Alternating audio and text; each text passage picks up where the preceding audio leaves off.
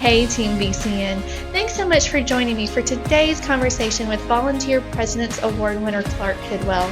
Clark has volunteered with us for over a decade, regularly visiting patients in nursing homes and at our hospice care centers. He was instrumental in building our veteran penning program, regularly attends BCN events and volunteer peer groups, and is a dedicated companionship and 11th hour volunteer. In today's conversation, we'll learn a little bit more about Clark and why it is so important for him to give back. Clark, thanks for stopping by today. My pleasure, Heidi. Absolutely. Happy to get to talk to you, and congratulations on being named the Volunteer President's Award winner. Thank you very much. Yeah. Quite an honor. It is. Well deserved. Well deserved. So how did you first get started as a volunteer at Bluegrass Care Navigators? Let me tell you, I'll try to make this story short, and then we'll get on to I love a good story. Yeah, I never let the truth get in the way of a good story. My wife passed away at the St. Joe Center in August of 2007. And at that particular point in time, the care that I was getting that we got there was just exemplary. After she passed, I closed my business. I had a business here in Lexington. I closed my business. I kind of went down to my cattle farm, and where I could just kind of grieve and get out of the way and regroup, if you will. But it was because of a young chaplain by the name of Dave Carper. Oh, Dave. Isn't Dave great? Mm-hmm. Dave and I have been friends for years, but I just remembered all of the empathy and the compassion and things like that of Dave just sitting down and listening, and that was impressive. Mm-hmm. Yeah, absolutely. So that was why then you wanted, after you had regrouped, is that why you wanted to then come back, or what was the impetus for that? I think we all want to give back. I think it's just one of those things that we're wired that way. Some people will, some people won't. But as I was going through the grieving process and struggling with this, you're standing out in the middle of a field with 200 head of cattle stranded, licking the paint off your truck. You've got time to think. Yes. And I thought back to that, and I really appreciated Dave, the time he took just to empathize. He didn't sympathize, he empathized, and there's a big difference. Mm-hmm. And so I remembered that. And so when I decided to kind of get back in the groove of things, I just decided out of the wild blue one day to call BCN and say, hey guys, let's see if we've got anything that matches. Mm-hmm. I wasn't sure anything would work here. Mm-hmm. Because I've been with organizations before that in the cattle business, we have a term for it. We call it big hat, no cattle. Gotcha. The appearance is great, but there's no substance. Mm-hmm. And so I'm fairly skeptical on a lot of things anyway. So I have a tendency to sit down and say, okay, let's look at this and see how this is going to go. So that's kind of what we did. Yeah. And all my expectations were hit. Well, there you go. There you go. And you've been volunteering for over 10 years now. So I've been here a little over 12. Okay. Yeah. That's awesome. So I know you've done many things as a volunteer. Would you tell us about some of the roles that you have filled? Ooh. My roles, the thing that trips my trigger with BCN is the fact that if this patient or caregiver involved, I'm all over it. Mm-hmm. I enjoy the interaction. I enjoy hearing people's stories. Mm-hmm. You're not gonna have me look very long if I have you to file papers in the office. I'm a boots on the ground person. Yeah, you like to be out there and in the midst of it. Yeah, I'm not big on publicity, but I just like to be out there doing things. Yeah. So you keep an incredibly busy schedule. Why is it so important to you to make time to help other people in the midst of that? That was a good question, and I think it's one that deserves a lot of thought. And I think what happens is when you have sat in a particular chair, and I have sat in this chair, whether I'm at the care center or whether I'm doing a visit with a vet, I have sat in their chair. Mm-hmm. And I think that makes a difference. I think it gives me some impetus. It gives me some credibility. And I think I think it's just something that I really enjoy doing Mm-hmm. that affects people. There, Mm-hmm. we've tossed the word impact. I don't think impact's a good word. I agree. You I know, use it, but I don't think it's not defined enough. yeah, impact is like running a car into a tree. Mm-hmm. That's an impact. Mm-hmm. What we do affects people. Yes. There's a big difference. Yes. And it affects you as well, too. Like, how has volunteering here affected you and maybe changed you a little bit too as you're helping other people? Well, when you're 76 years old and you're in the fourth quarter of the ball game, and the term sudden death is actually a truism rather than a score in a football game, it brings mortality into play. Mm-hmm. So I think if you sit down and think about it, when one sits down and thinks about it, you have a chance to go back and reflect not only on your life, but it gives you empathy of sitting down and saying, okay, what has this person been through? What have they done? What's their life story? Mm-hmm. And the stories you hear are just amazing. Yeah. Can you tell me about one without being too specific and honoring the privacy of our patients and families that has really stood out to you? I'm sure there's several. I can talk for hours. But I think let me just give you a couple of examples. Okay. And one of them was just this week. Mm-hmm. I got a call from the care center, actually from Melody and Jennifer, and said, "Look, we've got a gentleman that is experiencing some angst, if you will, because he's been married for 37 years. His wife is passing, and he's adrift, if I may use that Mm-hmm. term." And they said, "You mind going and talking to him?" And I said, "Oh, that's cool. Let's go." Mm-hmm. So I went down and had a chance to spend some time with him, and I did to him what Dave Carper did to me. I just Mm-hmm. listened. Yeah. And every once in a while, you interject a word, Mm-hmm. or a small statement or something like that. But basically, he just needed to talk. And because I have been in that chair, Mm-hmm. okay, then he feels more comfortable talking to me than anybody else. I don't mean anybody else. I mean, family's a different story. Right. But he needed someone to process. Right. And you can't process with family very much. No. You have to process with somebody who can empathize and understand where you've been. Mm-hmm. And that's why I think that's why volunteering Yeah. is really so important. Yeah. Is it? Because to me, walking into a situation like that seems a little intimidating. Is it for you? Like, how do you deal with all of I'm like a the bull in a emotions? china shop. No, I think you have to be careful. Mm-hmm. When I first started, I was probably a little bit more cautious than I am now Mm-hmm. because I was not as assured of that I had anything to offer. Because how do you know? How do you Mm-hmm. understand the impact? And I share an analogy with you if we have the time. Oh If yes, we run please. short on time, let me know. But if you remember the old TV series MASH, Oh yes. for most of the younger generation, you're just going to have to Google it or go on Facebook. I mean, that's just the way it is. But there's an episode where the Catholic priest is talking to the surgeon, to Hawkeye Pierce, and he's talking about the difference between the two vocations. He said, as a surgeon, you realize instantly whether you're successful or not. He said, as a man of the cloth, he said, I'm dealing with the intangible. Mm-hmm. And I think the same thing holds true with us as volunteers. I think we're dealing with intangibles, so we really never know how we're affecting people, Mm-hmm. and we never will.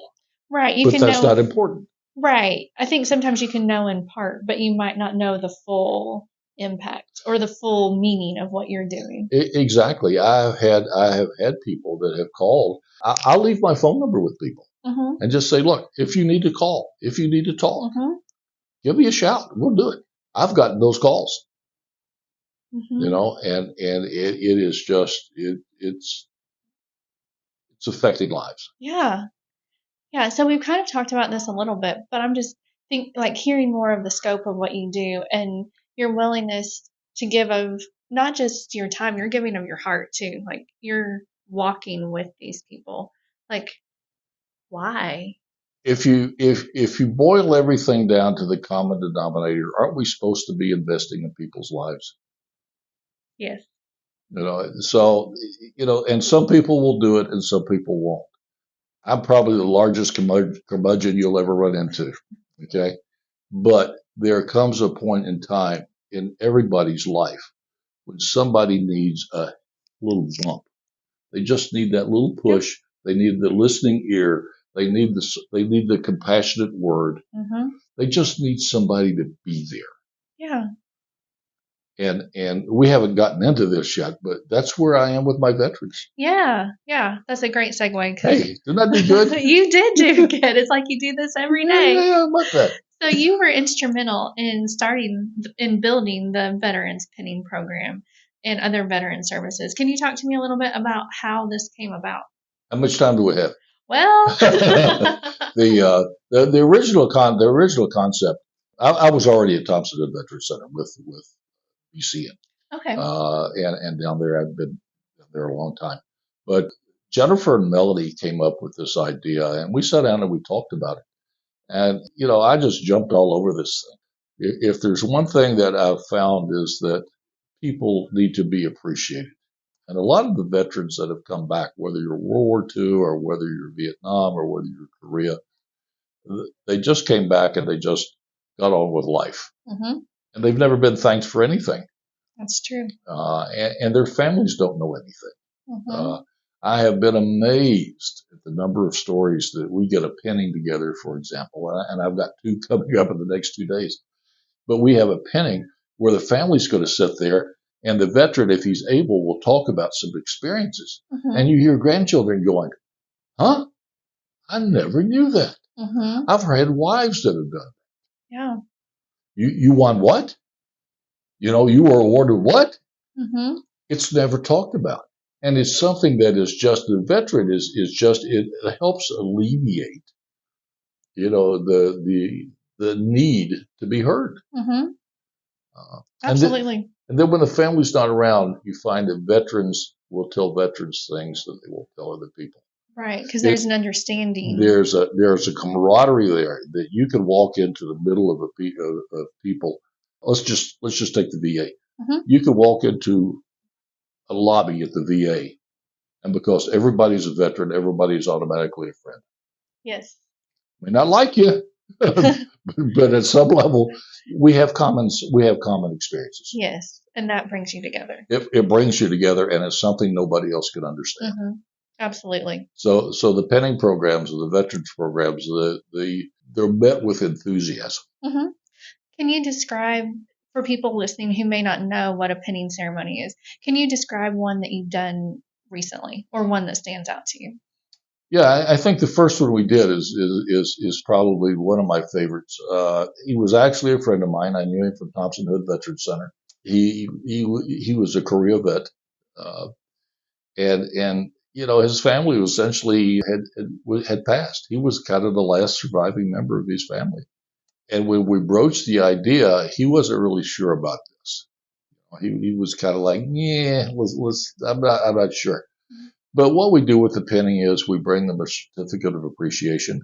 We bring them a blanket of their service, because most of these guys are fairly sick. We do some other little things. We talk about their service. We do other things for them. We invite the teams, the BCN team, to come in. Mm-hmm. We invite family. We invite anybody that wants to show up in the room. We're there. Mm-hmm. And we try to get them to talk about their experiences, and some of them will, some of them won't, some of them can't. Mm-hmm. But it's a chance for the family to interact.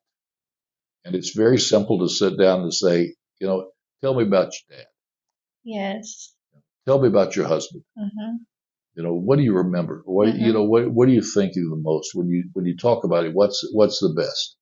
And it gets them talking. Mm-hmm. And so the emotions spill out. Yes. Not all of them are good sometimes.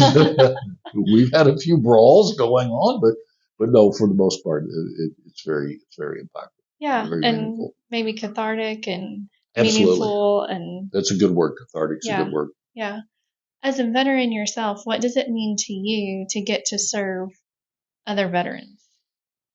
Well, I think it goes back to the statement we made earlier. I think we're put on this earth to help and serve other people. Mm-hmm. Because I'm a veteran, I don't think it makes a lot of difference that the other person is a veteran. Mm-hmm. That just happens to be a passion of mine. Mm-hmm. But it's just you're just giving back, and that's what this is all about. Mm-hmm. That's true. That's true. I believe I asked you this a little bit earlier, but feel like you have lots of good stories. So if there's another story you'd like to share that's really impacted you or been meaningful to you about a patient or a family, an experience that you've had, I would love to hear it. Let me share. Let me just, if I could share a current story with you. Yes, I would love And, that. and of course, we're not going anywhere with any names or anything like that. But I have a gentleman that I'm seeing right now. He is bedbound. He really has no family. He has a caretaker. Quite frankly, he's lonely. How much TV can you watch? I would get tired of that real quick. Exactly. In an hour, probably. Exactly. And so you're laying in a bed. The only thing you really got is a TV or VCR, and you just feel isolated. Mm-hmm. Okay, so I drop over once a week to spend an hour or so with this gentleman, and he just lights up, and we may be talking about something that doesn't make any sense whatsoever to anybody else or even to us sometimes, okay, because he suffers from a little bit of dementia, Uh-huh. but he just lights up because somebody's there to listen. Yeah. He feels seen. Yeah, he's Yeah. seen, and that's a good. It's like he's not invisible. Mm-hmm. And for a lot of his life, he's been invisible. There's nothing. There's nothing. He hasn't been the CEO of a Fortune 500 company. He's just a regular guy. Right. He served his country. He did what he had to do, Mm-hmm. and now it's time to pay it back. Yeah. Yeah, those regular guys and gals have made all the difference. I mean, because we can't all be CEOs and Absolutely, famous and have a lot of accolades. absolutely. Yeah, absolutely. But there's a lot of stories like that out there. There's a lot of people like that out there. I hear some really good stories. I mean, I hear some very, very good stories. And when I say good, I'm talking about enriching stories that will enrich lives and things like that of people that have fought in World War II, people who have been CEOs of major corporations, where you're hearing stories that matter to them. Mm-hmm. And I think that's one of the other things that it just gives them an opportunity to be heard. Yeah. Being seen, heard, and to feel valued is Perfect. so important. Yeah, So perfect. important. Yeah. So, you've recently been selected to receive the Volunteer President's Award this year. So, congratulations. Thank you very for much. that. Yeah. From what I'm hearing about you, this is my first time meeting you, but it sounds like it's very well deserved. So, what does this award mean to you? Let me be brutally honest. I didn't know there was a President's Award. I really love that. Uh, the thing why me? I think everybody that volunteers, we don't do it for awards. We don't do it for recognition. Mm-hmm. We do it because we want to give back. Right, right. So the award is nice. I'm honored to have it. I think it's a great deal, but I think I'm not any more worthy than anybody else out there who's ever logged the first hour with BCN. Yeah. They're just great. Some people are in the mail room. Some of us are out in the front. Other people are typing. It makes no difference what you do. You're actually spending your time for free, Right. to help somebody else. Yeah. And that's just amazing that people do that for me. I am amazed because a lot of you guys, you do the same thing as I do, but you don't get paid for it. And that's amazing. Yeah, but most of us are older too. So, as you think about the work that you and your fellow volunteers do, whether out with patients in the office, there's all kinds of ways to volunteer Sure. and give back in meaningful ways. But what are you especially proud of and grateful for? This is going to sound hokey, and I don't mean it to sound that way, but I'm really pretty grateful for BCN, and let me share with you why. Yeah. If I put an analogy to this, I'm just a passenger in a vehicle. Okay. Mm-hmm. BCN has created the environment. You all are the captains of the ship. You all are driving this car. Okay. I'm the passenger that's very fortunate to go along for the ride. And every once in a while, I get out and put gas in and maybe air up a few tires. Okay. Mm-hmm. But you all have created such an environment that people just thrive in this environment Mm-hmm. if you're good at working with them.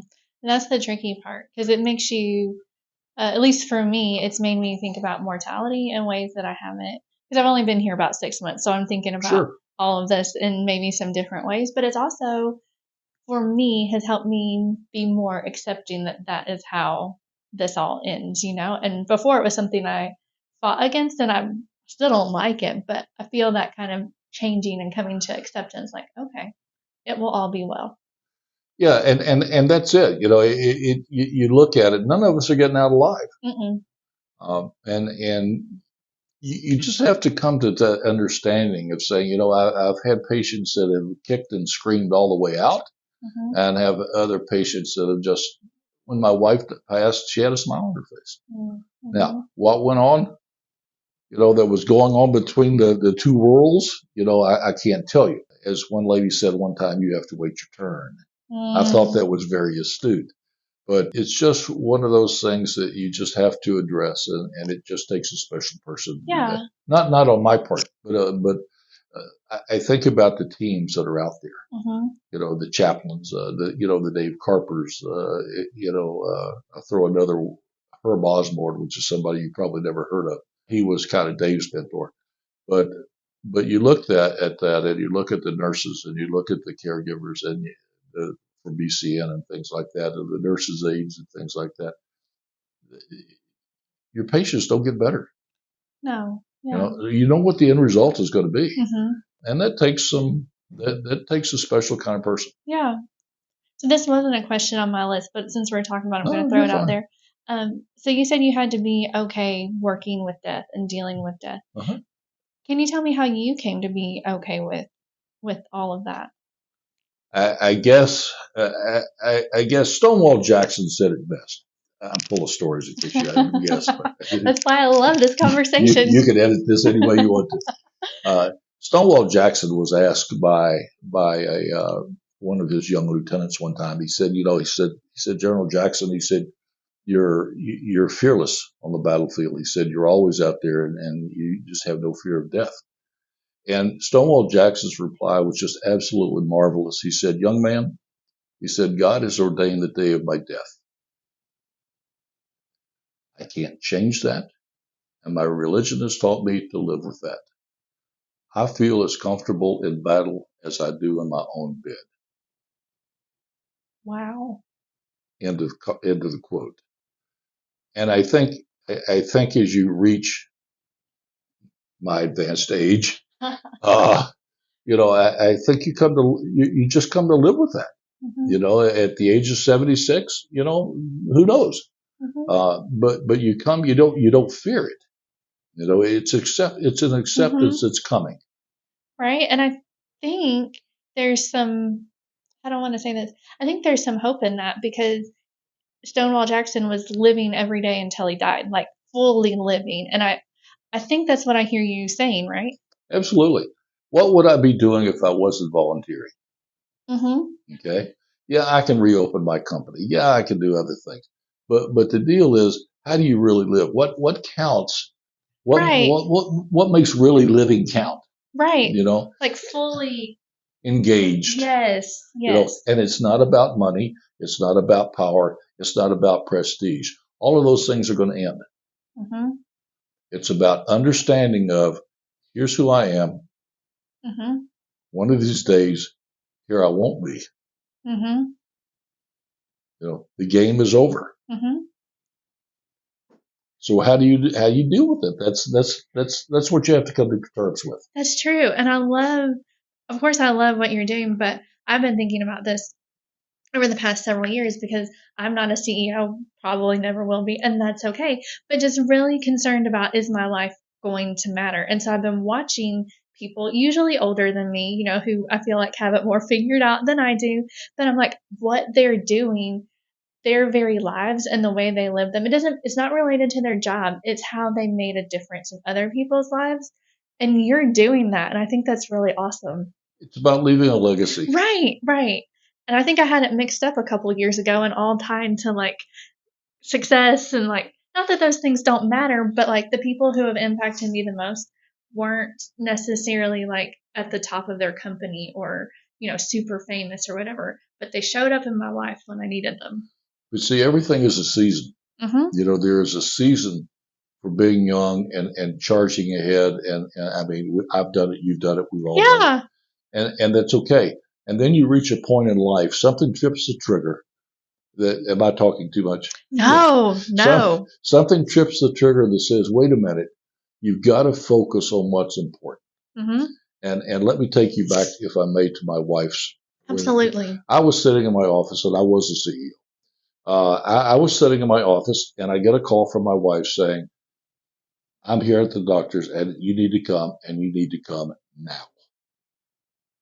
My life flipped at that particular point because I got there and heard him give a class or a stage 4 diagnosis of cancer. And I'm sitting here going, wait a minute. 20 minutes ago, I'm trying to make a deal with XYZ company over here. And now I'm sitting here listening to this. Boom. Your head just explodes. And so all of a sudden, what happened over here with the company is so far down the list because now my best friend is in trouble. And now my energies are, how do we battle this? And I think that's what happens as we go through life. You hit stages, and some will hit it earlier than others, and some will hit it later, and some never hit it. Right. Some people just avoid the issue until that's why we have people that don't have wills. Which is very important. Oh, yes. Absolutely. So, Clark, this has been a wonderful conversation. I've thoroughly enjoyed getting to know you a little bit. I have one question that I ask everybody, but before I do, is there anything else you'd like to mention that we haven't already talked about? Yeah, we've got to talk about the two ladies out here. All right, let's do it. When you talk about Melanie Hagan and Jennifer Curtis, they are pieces of work. I mean, they are just amazing. I have never met two more involved, creative women in my life, or anybody in my life. They're great, aren't they? They are marvelous, and they will work you to death. But they are always upbeat. If BCN does not realize what they have on their hands with these two ladies, they're really missing the boat because these two they're outstanding. They are. They're great to work with. Yep. So all our volunteer liaisons are wonderful to work with. I can only speak to these two. Well, I don't want to leave people out. No, I don't mean but that I hear at all. what you're saying very much. So that's wonderful. So my last question, because this show is about getting to know our team members, what is something that others may not know about you? Can you take this award away? Why? Well, I mean, when you start talking about people's private lives, I don't want to lose the award just right after I get it. I guess if I had to do something, I am a huge sporting clays participant. Okay. I shoot all over the South and the Midwest in competition. Wow. In both antique and modern competitions. So I'm getting ready to head up to North Carolina to shoot a national side-by-side antique events. And the newest shotgun that I will be shooting is 2 years older than I am. Wow. That's amazing. How did you get into all of that? It's just something you kind of get into. When you're born and raised in the country, you got a farm and stuff like that. You hunt, you fish, you do all this sort of stuff. So yeah. I just kind of evolved into that. Well, best of luck to you. Thank you. And thank you again for taking the time for this conversation. I have thoroughly enjoyed it. I have too. This has been totally delightful. I'm so glad. And thank you for the work that you do every day. I appreciate it. Yes.